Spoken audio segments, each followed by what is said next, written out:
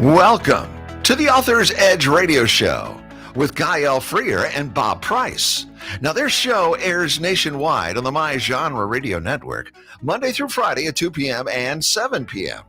Each week on their show, they help authors create books that transform our lives and imaginations.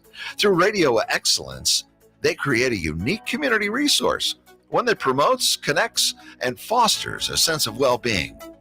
Gael and Bob maintain a focus on sharing books, publishing, marketing, and writing solutions. They serve listeners by providing outlets for their creative skills and energies, and they help them flourish in the competitive marketplace. Their weekly show provides intros, writing spotlights, helps you in promoting your book, your writing, your publishing, your marketing tidbits, and much more. Okay, audience, here's Gael and Bob. Hi, Bob. Comment allez-vous? Très bien, merci. Et vous? Très bien, merci. Oh, vous parlez français maintenant. That's beyond my 2 years of French. So how are you, Bob? I am fine. It's just like playing guitar on MTV. Guitar? Guitar. Guitar. Yeah. So who do we have today? We have Ron Sensaboy today. Oh. And Ron is known by the pen name of Bob Creel, Bob R. Creel. Hails from Peyton, southeast Missouri, situated around 140 miles south of St. Louis. He and his wife Karen reside in Chaffee Mo with their two married sons, Ronnie and Blake. Proud grandparents. They cherish their beautiful granddaughter, Livy, who is nearly 3 years old. That age is great. 3? Yes, Yeah. it is. Yeah. Ron's love of writing dates back to his high school days, extending through college and beyond. Currently, he has authored 3 books, with 2 already published, Made to Order and The Night Owl. And Night Owl was his latest book. And the 3rd remains unpublished with hopes for future publication. Additionally, Ron is halfway through completing his 4th manuscript, soon to be available for purchase. Beyond his current literary achievements, Ron aspires to continue writing and publishing books for both marketing purposes and as a lasting legacy for his family and avid readers to enjoy. Well, I guess my first question really revolves. Hello, Ron. Hello. Hello, Ron. Hi. Was that your first career choice out of college? No. Writing books? No, it wasn't. Well, what was it then? Well, what was it? No short answers here there. Well, most of my career choices, I worked on the railroad out of high school. So Oh. I worked 3 or 4 years, and I I us was a more. brakeman at Frisco is the name of the railroad at that time, Okay. and that was in the early 70s. And after that, I was married, and then I did a few jobs of here and there, and then I went to college and got a little bit of education and A little bit of education. more education than learning, I think, is what it was. But anyhow, I did do that, and then I got into real estate. Okay. And so real estate was where I was at when I started writing. I wrote Made to Order when I was working as a broker and appraiser in Sikeston, Missouri. In Sikeston.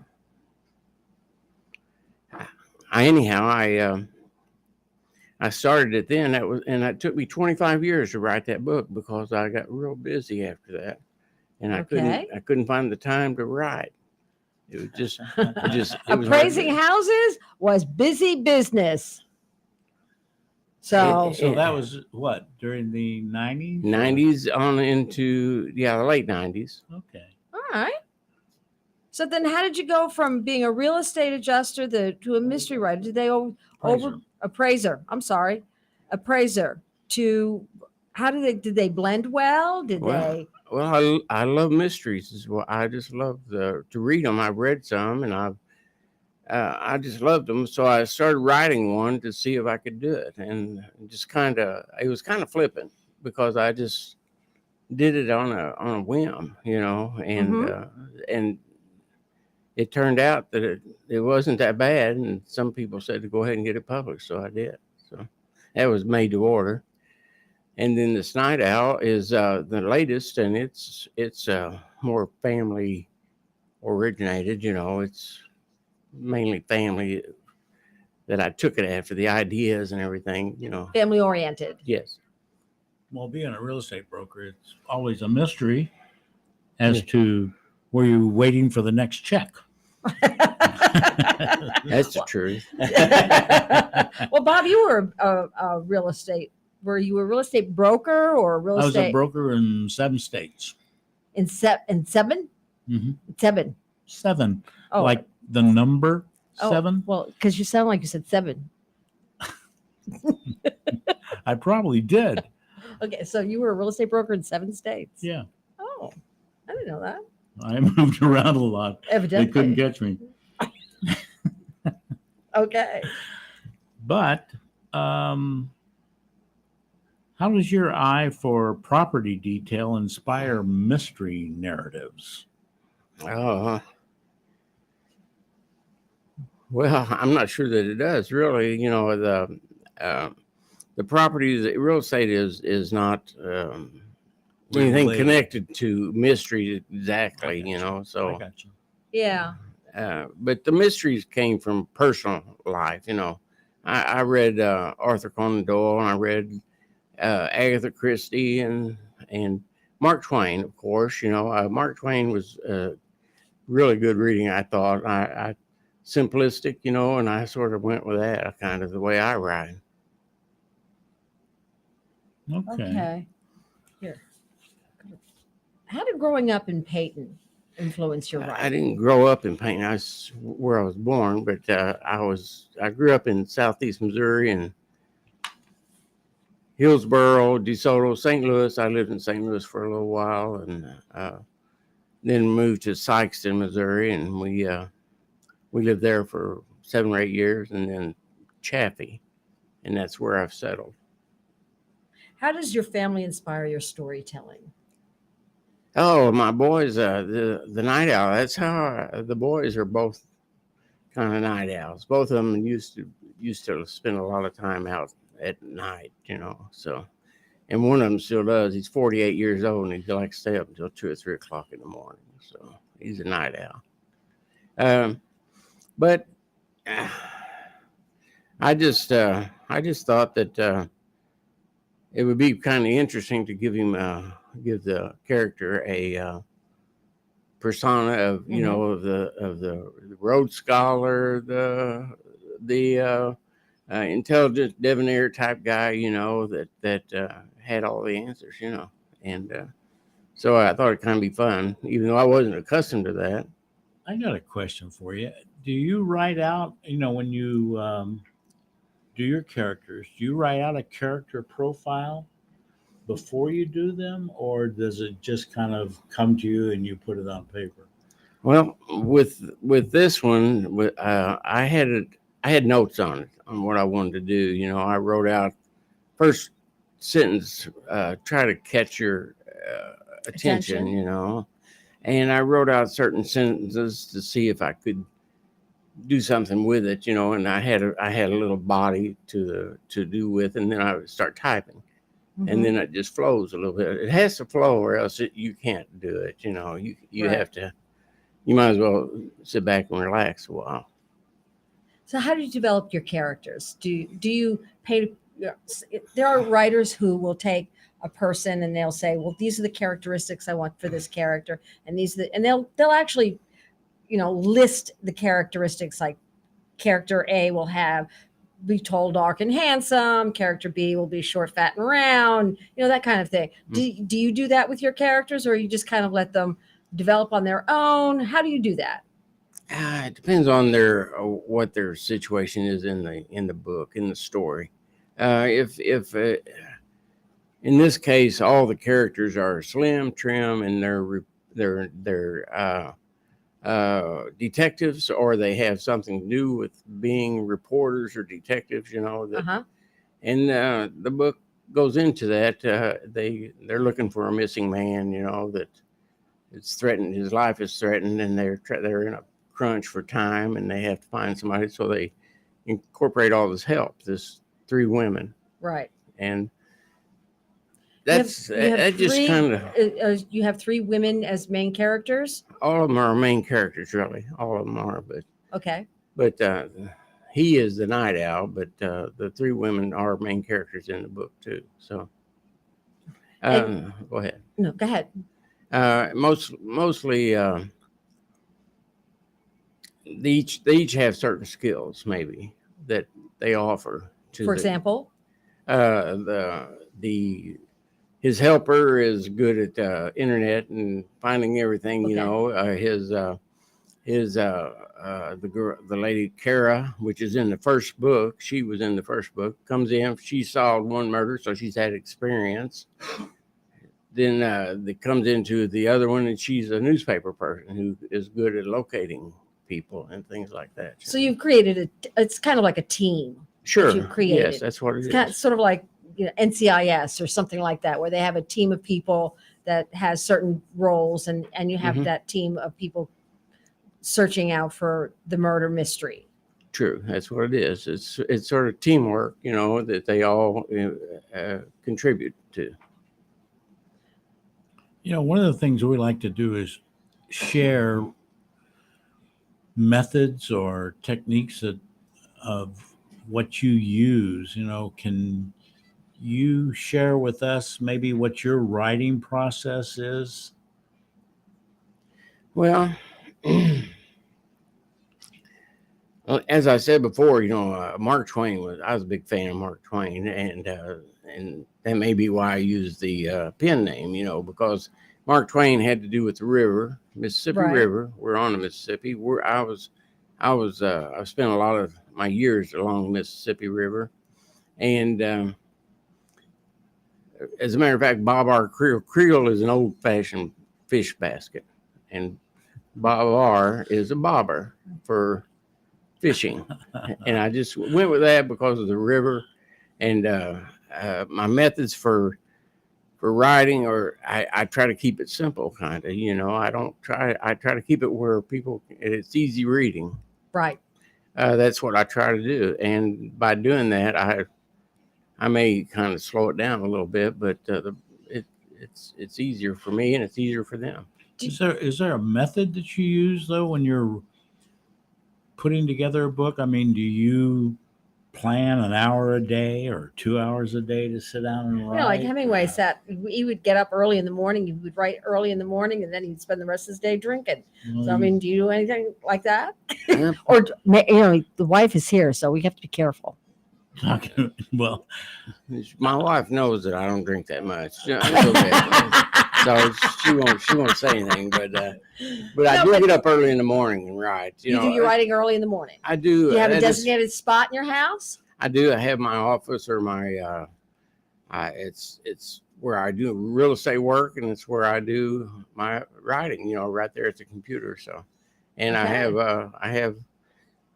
Excuse me, but I have photographs that I've taken of animals and birds and cardinals and bluebirds and so on and so forth in my room. River. Now, what's the setting for your books?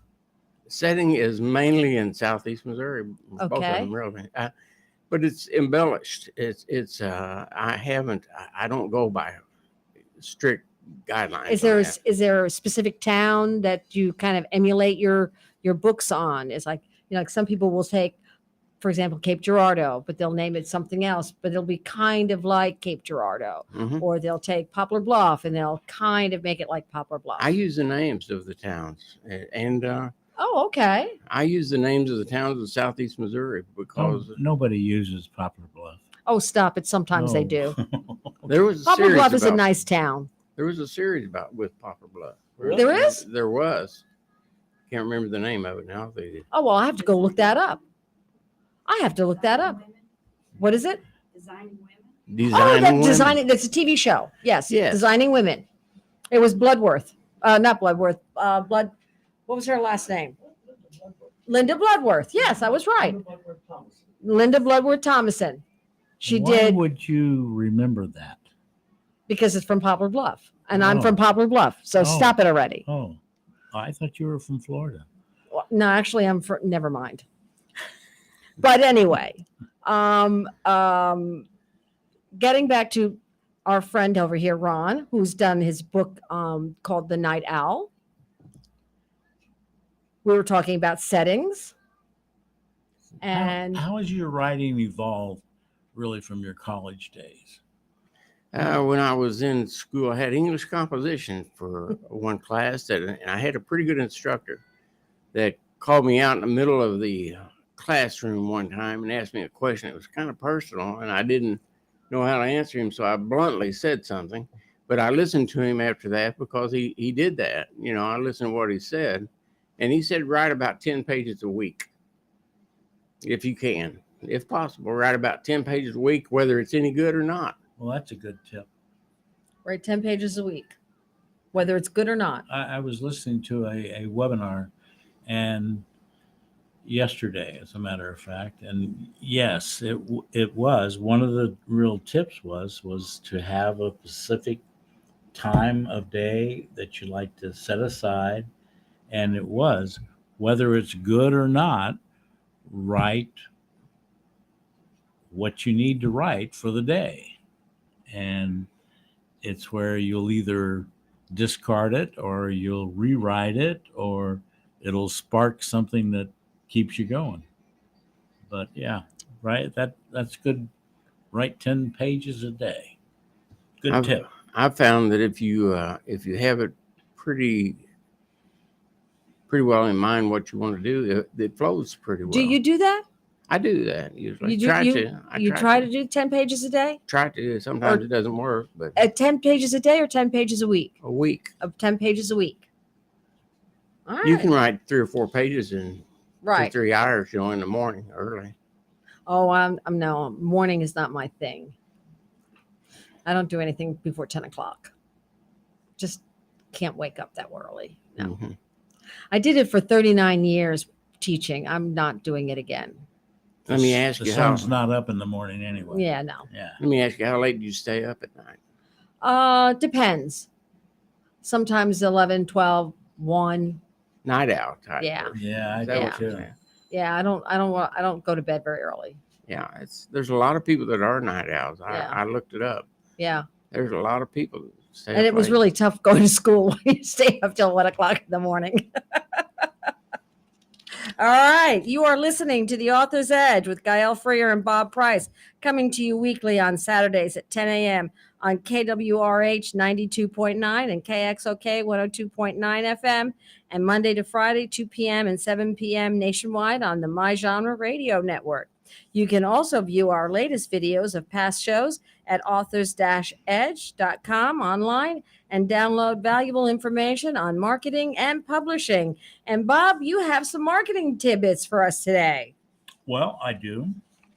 There's 5 more ways authors can promote books. Oh, really? 5 more ways. Are you saying that you've already given us 5 ways? Did you listen to last week's show? I don't listen to you. Oh, you participate. I participate.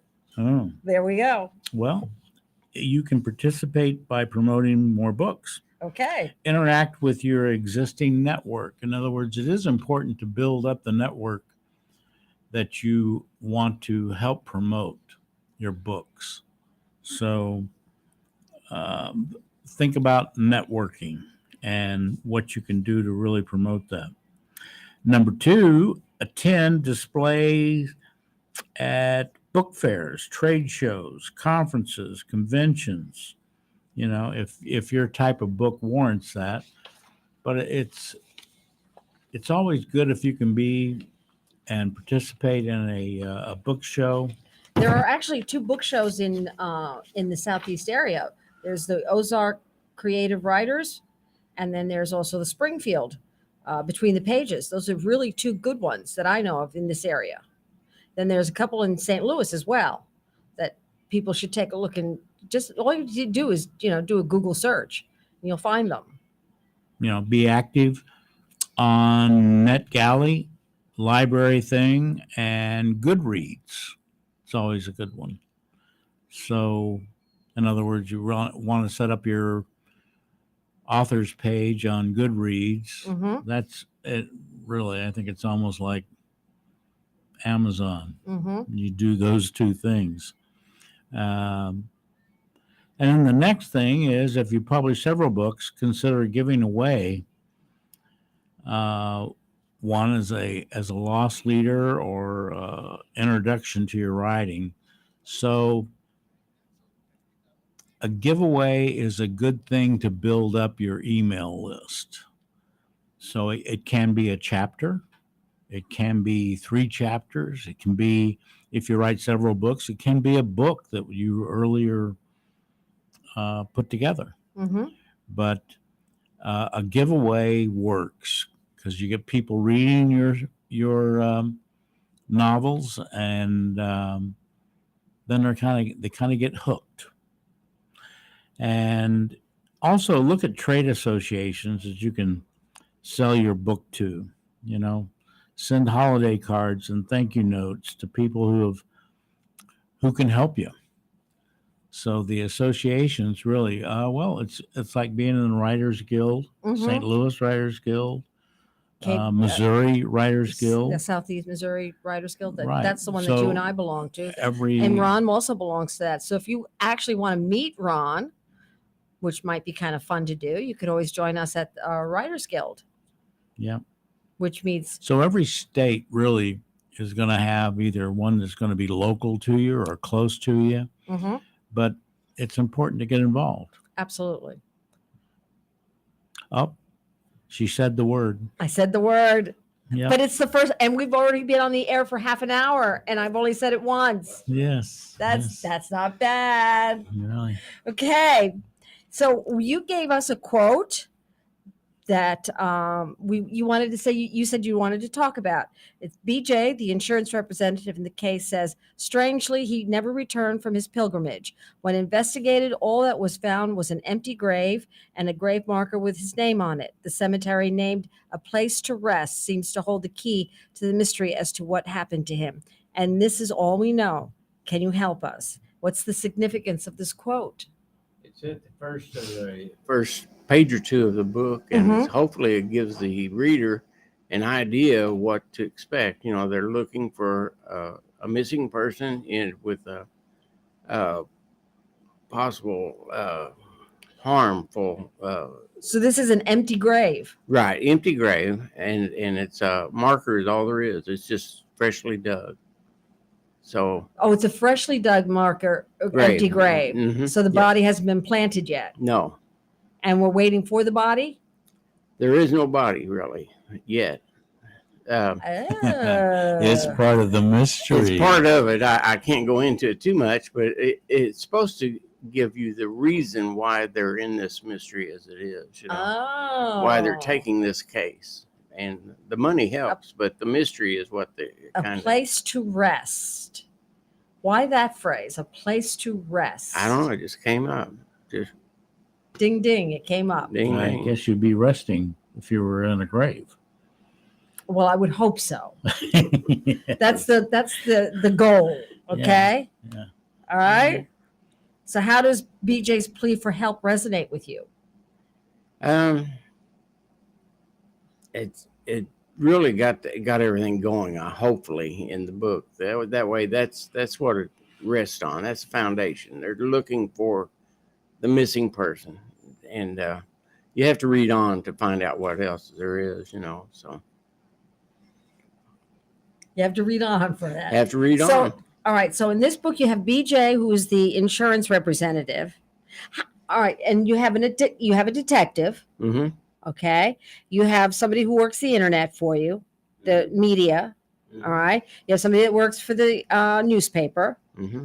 Okay. So that's 4 people? No, there's one other that has the experience of working with a previous crime solving. Okay. Murder So you have solving, 5 people on your team. 4 altogether. 4 people on the team altogether. Yes. Okay. So the insurance adjuster is one of the team. No, he isn't one of the team. Okay. He is the Insurance adjuster. he's the boss. He's the one that's boss. paying the money. Oh, The and insurance company is paying the hired money. him. he's okay. Okay. All right. And they're looking for the body. Yes. We're going to be right back because we've got a short break to pay the bills. To pay the bills. Okay.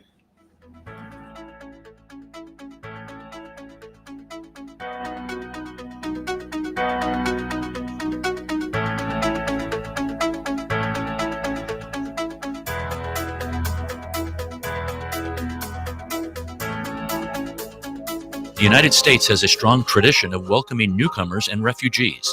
The Welcome Corps is a new service opportunity for Americans inspired to welcome those seeking freedom and safety and in turn help strengthen their own communities. Welcome Corps is a public-private partnership that is inspired by what Americans represent to so many around the world, a beacon of hope and refuge. All it takes is a helping hand. Are you ready to learn more? Contact the International Institute of St. Louis at info@iistl.org or call 314-773-9090. That's info@iistl.org or call 314-773-9090. El Potro Restaurant and Market, located at 6920 Manchester Avenue, 1 block east of McCausland, offers the finest variety of Mexican and Central American groceries and goods. El Potro Restaurant serves authentic Mexican and Central American cuisine, including daily specials, not to mention the best horchata and tastiest margaritas in St. Louis. Open 7 days a week. El Potro, 6920 Manchester Avenue, 1 block east of McCausland. In 1857, the Dred Scott decision was a major legal event and catalyst that contributed to the Civil War. The decision declared that Dred Scott could not be free because he was not a citizen.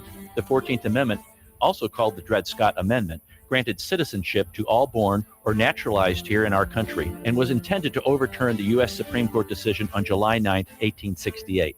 The Dred Scott Heritage Foundation is requesting a commemorative stamp to be issued from the U.S. Postal Service to recognize and remember the heritage of this amendment by issuing a stamp with the likeness of the man Dred Scott. But we need your support and the support of thousands of people who would like to see this happen. To achieve this goal, we ask you to download, sign, and share the one-page petition with others. To find the petition, please go to dredscottlives.org and click on the Dred Scott Petition Drive on the right side of the page.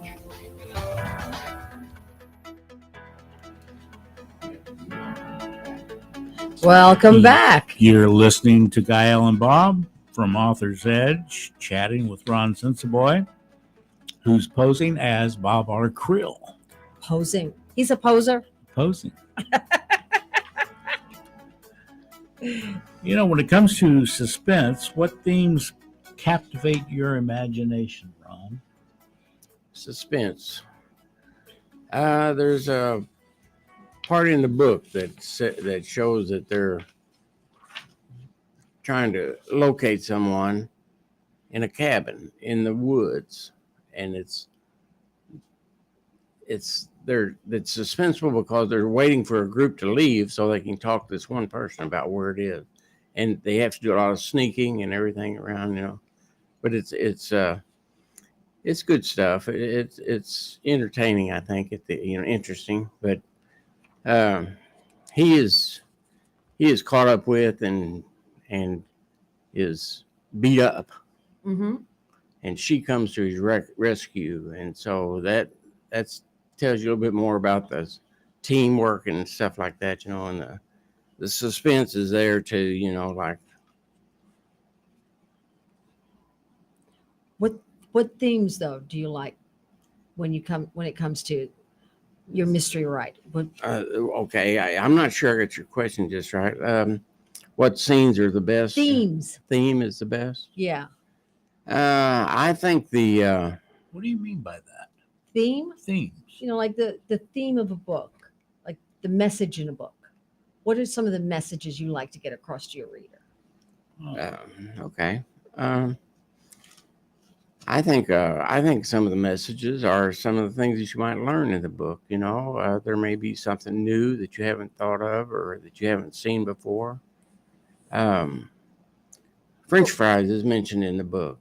French fries? Where they originated and stuff like that. And Oh, okay. So you have to Google that to find out, well, where did French fries originate? Think questions like that in the book.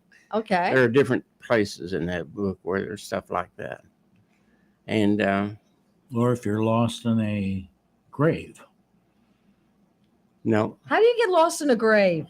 Well, that's the mystery. How do you balance your clues and your misdirections to keep readers engaged? Because you have to have clues so the reader keeps going. Yes, you do. You have to have clues. Right. You have So to how do you have keep them, something and like your red herrings and things like that? How do you, like keep them? First of all, when you're writing it, Uh-huh. you write it down and type it, and you look back and you say, well, does that fit? And if it fits all right, you can kind of use it. But like the clues in this mystery are gathered from different places in the book, and that's sort of part of the book. It's gathered from everywhere, from historical places to barbershops to. How do you keep them all straight? I would get confused, but then it's easy to confuse me. The best way to keep them straight is just go back over your book every time you start writing. To go back over certain pages to see how you organize it, and if it flows and how it's going to work. When you're putting that together, do you go back or do you outline certain mysteries or certain twists or Did you start with an outline at all, or did you just? I do sometimes. If I'm sleeping, I may get up and take down notes. Okay, and these notes I'll refer back to and everything, but most of it is done when you're typing, and you can kind of see the story in your head. I do. I don't know if everybody does it, but I kind of see the storyline going forward, as I'm writing. So I do go back over it and then look through it. I don't really mark certain things if I run across a place where I can fit it in, I'll refer back to it. But Right. Do you use any real life mysteries for any of your books? I haven't, but I've thought about it. There are quite a few around Southeast Missouri in that setting. Yeah? There Like, are. for example? Lawless young lady, 19 years old, was killed back in the 80s, 90s or something, and their mystery is just unraveling now. As a matter of fact, someone from, I'll mention his name, Bill Miller, or Bob Miller, Bob Miller, has been doing research on it and everything. We had him at a meeting with the Seymour Writers Guild, and he's been doing research on that. They have just released someone that they had accused, and I remember this. And someone else is being charged. Right. Where did your inspiration for the Night Owl come from? Did it take long to materialize, or how did you get that, The Night Owl inspirational moment? As I said before, my sons both spend a lot of time at night, out and about, and at home, because they couldn't sleep well, I guess, maybe. And this led me to think, why is it that people don't sleep well at night? And it's because they're thinking ahead of something else the next day, maybe. And this is what this fellow does in the book. He's always thinking about the case, about what he's an author, plus he's a detective, and he's always on the book or on the crime. Is that about what you were thinking? Yeah, that's really. I think you got it there. Are the people on the cover of the Night Owl? Yeah, I was just looking at that. Professional models. Do they fit the characterizations in the book? Those are. Yeah, the Night Owl. This one. Since I'm self-published, I have to get my inspiration where I can. So those are all family members. These are all family members. The male is my oldest son. Okay. The young lady behind? Is my niece. Her name is Hallie Knight. And the other young lady? That's Angela, my oldest son's wife. Uh-huh. And that's my youngest son's wife, Megan. Okay. Wait a minute. Let me look at that. Yeah. That- Did you have to buy him a hat for that? No, I did have to buy a hat. Yes, I did. I did. I had to buy that I was hat. going to say, who wears hats anymore? Yeah. And I had, but that fits that Yeah. character. I had to promise them things to get them to do that too. They just didn't do it. Oh. You have to. Oh. How about the young lady on this? That's Angela, same one that posed on the other book, but It's the same. same dark-haired girl. Mhm. Oh, well, Well, that was a mystery ended. Well, not only that, but you realize how much money he saved on that. Yeah. Yeah. Well, He had to buy him a house. yeah, yeah. I'm in Hawk for a long time.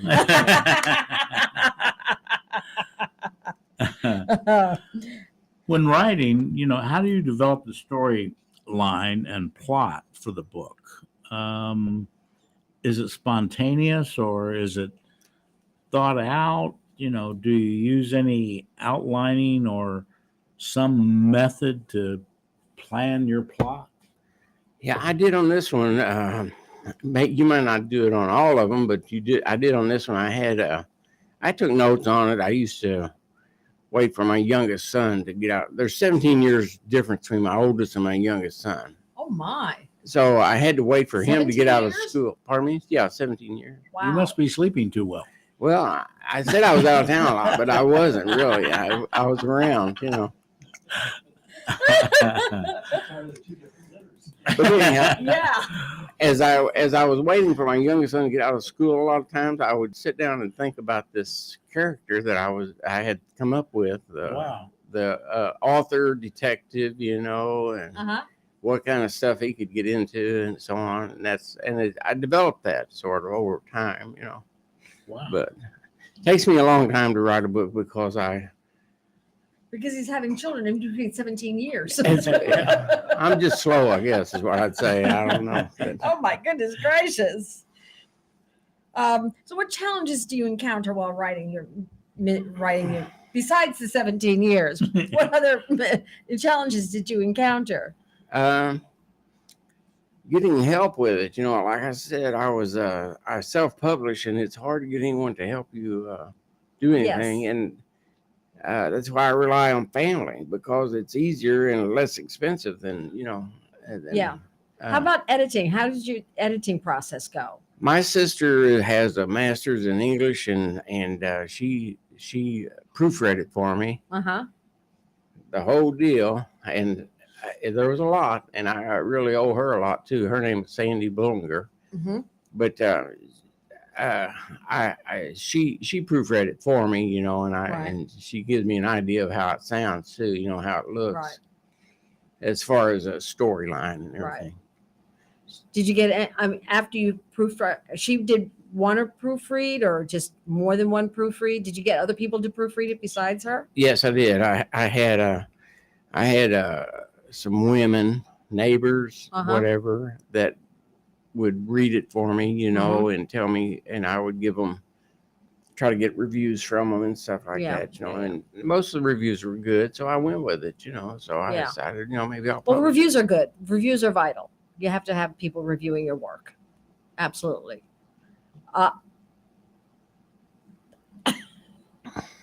It's only my second one. Oh, absolutely. Doesn't count if somebody else says it. Oh, okay. How do you strike a balance between the ambiguities and revelations? Well, like how do you strike a balance between being cryptic and mysterious, and then just spilling the guts? I don't have any trouble with trying to make it mysterious. The thing about it is you have to know when to end it, When have you How do said you enough end on it? that, and everything. And this one I'm writing a sequel. I have started it anyhow. I'm not very far along on Night Owl. Uh-huh. I have started a sequel, but it's not yet where I can talk about it. It's Right. it's not really that much right now. So how do you get your names for your characters? Just imagination, I guess, is all you'd say. Because when I used to teach class, I always had names were always important because names elicit an image in your head. Mhm. Like when I would say, for example, my mother-in-law's name was Letha, and Letha is a very old-fashioned name. Okay, and so when I would use Letha in my classroom, and I would say to the kids, how do you describe a Letha? And they would describe a Letha, and I would say, well, you're describing my mother-in-law, and then everybody would get all upset because they're like, oh my God, I failed the They class were now. thinking, yeah, Well, yeah. I failed the class now. Yeah. Or Ralph, which is my husband's name. That's also an old-fashioned name. So that's why I was wondering, how do you come up with names? Because they do elicit an image. Well, there's people Right. use their first names and the last names. You just have to come up with Right. whatever you can with Have that. you ever used character traits No, that you know? not usually. No? Not usually, no. Their characters are pretty much fictional.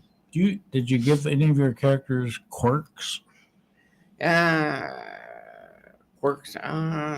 Like hiccups? No, when you start to talk and you use one foot to paw at the ground. Maybe that's not a quirk. That's not a quirk. That's a puppy. Well, it's But no, quirks. quirks, or you have idiosyncrasies. tics, yes, or Yeah. your or OCD habits. or something. And no, not really. I didn't give them anything like that because You weren't. you don't want to be OCD? offensive. No, Oh. but like something like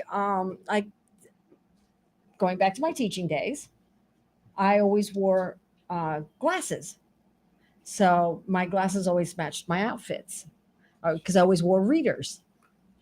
So all my outfits I always wore whatever outfit I was wearing, the color of my outfit matched my glasses.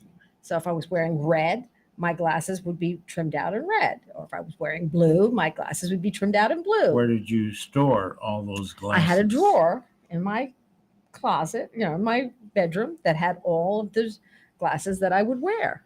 And the students in my classroom would all get all excited about the fact that, well, Mrs. Freer was wearing blue and her glasses matched, or she was wearing red and her glasses matched. And then the other thing was my stilettos. I always wore high heels. So that's why I'm saying, sometimes I wore high heels all the time, every day, pumps every day. Always wore high heels, always had a suit, always the whole 9 yards. But my point is, characters, in books can be developed with certain personality. Right. In that manner. Quirks, Mhm. personalities in that manner. Mhm. And that's what I was asking, do any of your characters maintain that kind of description? Like they always have a hat or they always have whatever. Yes, the male figure has the hat and a walking stick. There you go. Something like that he carries with him. And there's a romance part in the book. It's kind of gets romantic and a little bit later. Yeah, well, that's what I was reading between Dean and Leah. Mm-hmm. Yes. Okay. Dean says the thing is, it's like chasing goats, and Leah also says something about, what's the matter? Don't I look attractive to you? Chasing goats? Ghosts. Oh, Ghosts. Ghosts. Well, Don't you have your hearing aid on? That's I guess I was terrible. on the farm too long. Chasing ghosts. And then she said something about, don't I look attractive? Those are parts of the book that I just kind of remembered, about when I was writing. So, well, so is Leah romantically with Dean? Mm-hmm. They become more romantic toward each other. Now, which one is Leah on the front of that book? The far right. So are they in real life? No. Oh. Oh. She's married to his brother, as a matter of fact. Oh, I like it. It's getting better and better. Ooh. I love it. Okay, so this is your son. Right. Okay. Ronnie. And Ronnie. Okay, and which one is Leah? Far right. This one? Yes. But they're not really married in real life. No. Okay. Which so one is his? this is wife? Ronnie. Which one is Ronnie's wife? The one standing next to the far right. This one? This No, one? right there. Yes. This one's Ronnie's wife. Yes. But Leah is this one. Mm-hmm. Ooh. How are they related? Well, in the book, they're getting romantically involved. Oh, okay. I'm just making a joke. It's, it's hot in the book. It's not hot in real life. You're messing with family life. I know. Yeah. It's fun. Now remember, there's an age difference. There's What's the age difference? 17 years age difference in Oh, those that's even two better. couples. So That's even better. Who are your noir or your mystery literary influences? Who are your favorite Writers. authors? well, I've already mentioned Mark Twain, and I would say he is. But you're mystery writers. Well, he had if in Tom Sawyer, they Yeah. had Yeah. Injun Joe and stuff like that, mystery. Of But what but Mark Twain wasn't a noir writer. No. I would say Arthur Conan Doyle, Sherlock I love Holmes him. mysteries. Those are the good. And Agatha Christie has good. But he wasn't a noir writer. The noir writers are more of the You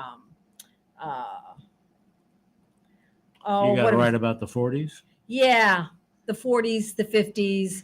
Who am I thinking?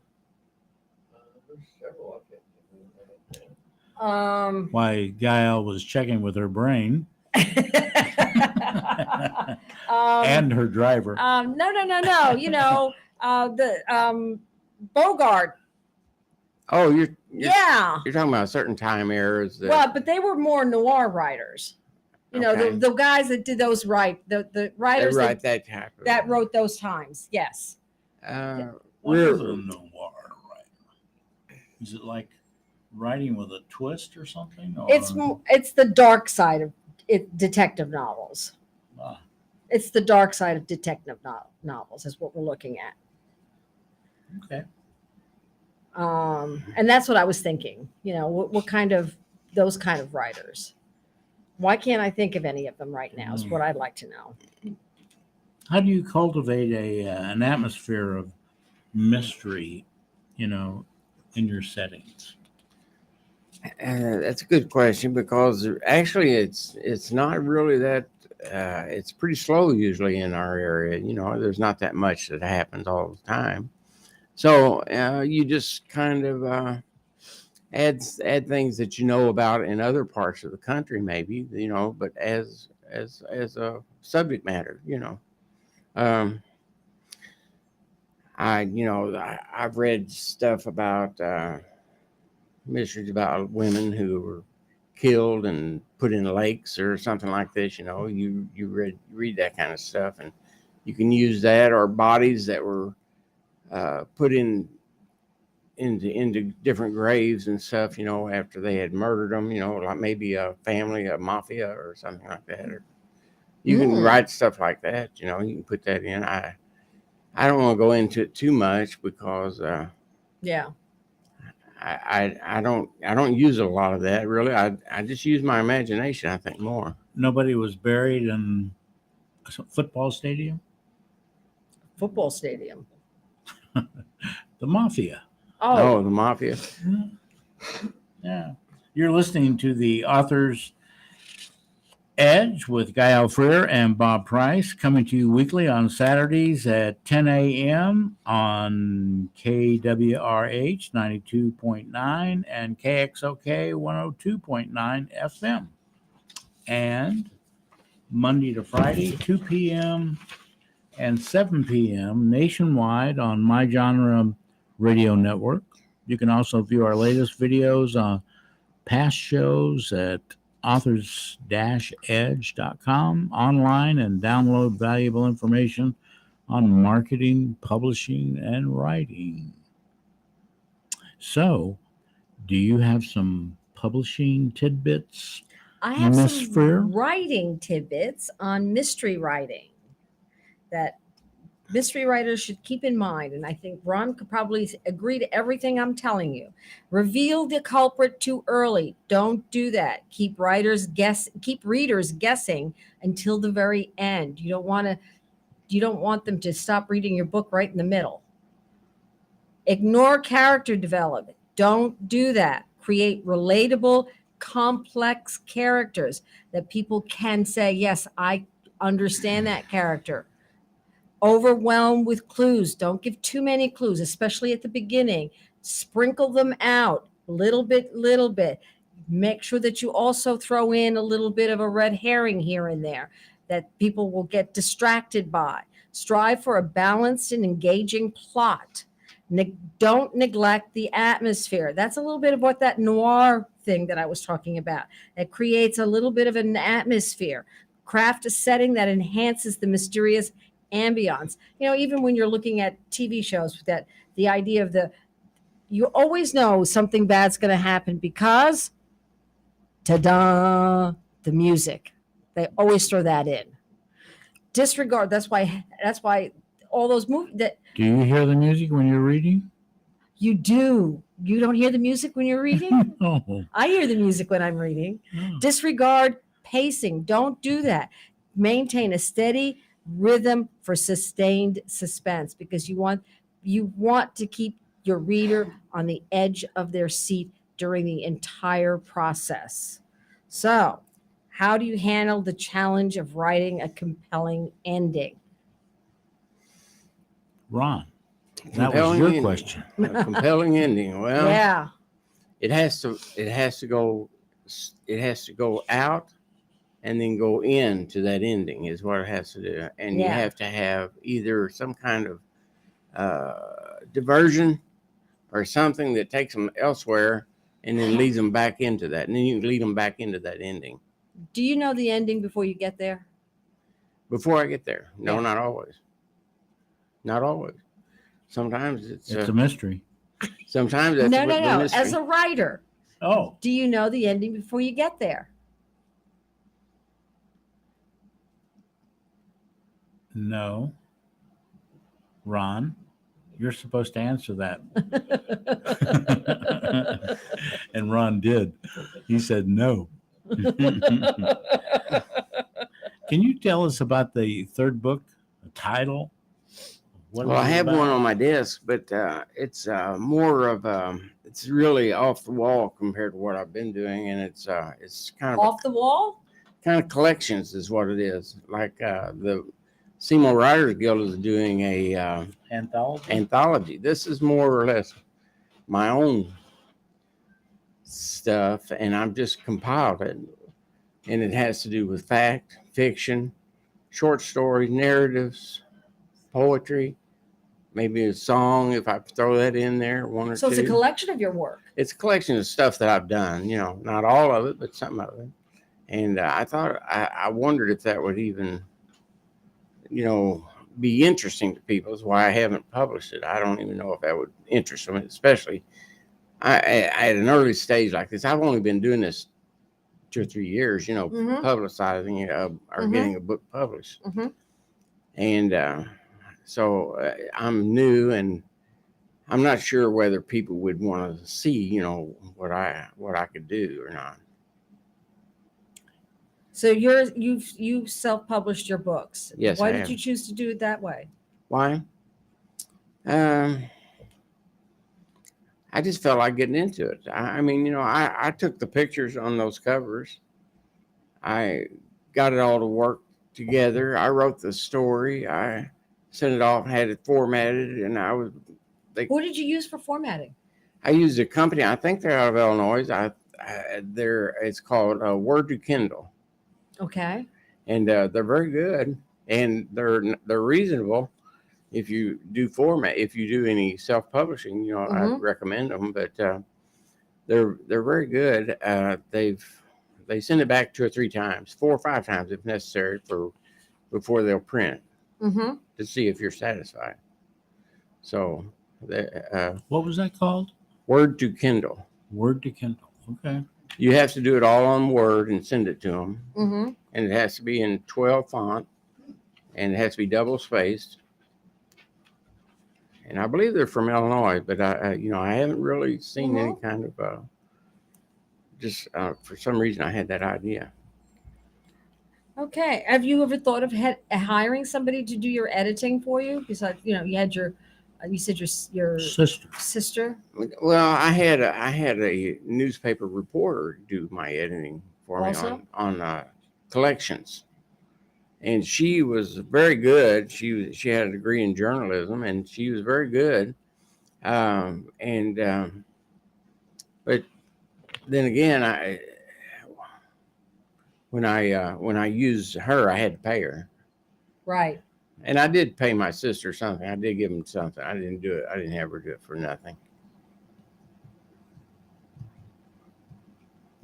But yeah, I've considered having more people do that.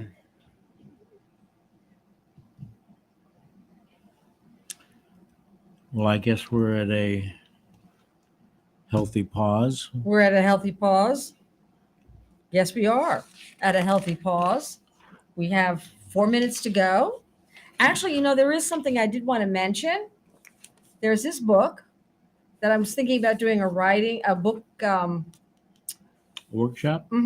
on. It's several short sentences about writing by Verlyn Klinkenborg. It's very good. It's very unconventional about the writing process.